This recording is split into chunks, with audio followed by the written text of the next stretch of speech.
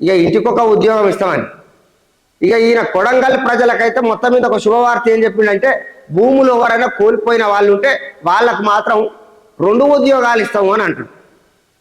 ఇక అదేవిధంగా హిందూ ముస్లింలు ఎప్పుడు కూడా కలిసిమెలిసి ఈ దేశాన్ని రక్షించుకోవాలి అని చెప్పింది.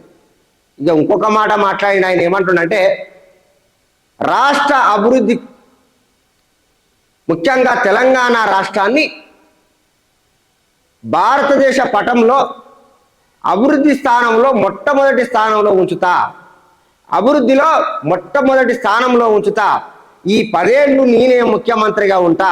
ఇగో ఇట్లా మొత్తం మీద తన సొంత నియోజకవర్గం, తన పుట్టిన ఊరులు ఎక్కడి నుంచో చాలా మంది వచ్చారు. ఇక తన సొంత గడ్డ మీద తన సత్తా చాటుకునేటట్టుగా ఇక గట్టిగానే మాట్లాడాడు మన రవ్వంతను.